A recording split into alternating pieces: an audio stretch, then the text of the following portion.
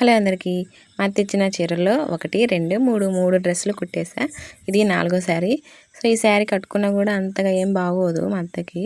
అందుకని ఇది ఇచ్చేసింది నాకు, ఏదో ఒకటి కుట్టుకోమని. ఇది డ్రెస్గా కన్వర్ట్ చేస్తే ఎలా ఉంటుందో అనేది కూడా డౌట్గానే ఉంది. కానీ ఎలా ఉందనేది కన్వర్ట్ చేసిన తర్వాత చూద్దాము. ఈ శారీలో ఉన్న బార్డర్ అయితే యూస్ చేయలేదు, తీసేసాను బాగోదని చెప్పి. డ్రెస్ని మాత్రం చాలా సింపుల్గానే స్టిచ్ చేశాను. ఆల్రెడీ అన్ని కటింగ్స్ అయిపోయినాయి కదా. ఫైనల్గా అవుట్ఫిట్ రెడీ అయిపోయింది. అవుట్ఫిట్ రెడీ అవటమే కాదు, చీకటి కూడా అయిపోయింది. సో ఏం కనిపించట్లేదు. అందుకే కెమెరాని అటువైపు కాకుండా ఇటువైపుకి తిప్పా.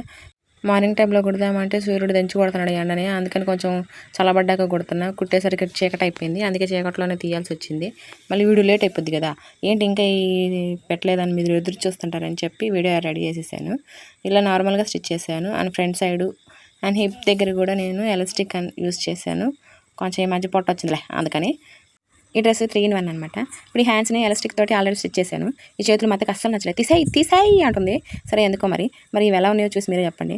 చాలా డిస్టర్బ్ చేస్తున్నారు మా వాళ్ళు నైట్ టైం అయ్యేసరికి. ఇలా కుచ్చులు పెట్టుకొని హ్యాండ్స్కి జాయిన్ చేసిన తర్వాత ఈ డ్రెస్కి ఇంకొక లుక్ వచ్చింది అనిపించింది. మా అత్తకి ఎందుకో నచ్చలేదు, తీసేయి అనింది. కానీ మీకు ఎలా అనిపించింది అనేది కామెంట్ చేయండి. ఇది 3rd one అనమాట. మీషోలో తీసుకున్న బెల్ట్ తోటి. 3rd oneలో బెల్ట్ పెట్టుకున్నాక దీని లుక్ కొంచెం డిఫరెంట్గా మారిపోయింది. లాస్ట్ వన్ది మా ఆయనకు నచ్చింది, ఆ టైంలో వచ్చాడనమాట. మీకు ఏమనిపించిందో కామెంట్ చేసి, వీడియో నచ్చితే లైక్ చేయండి. And then bye by.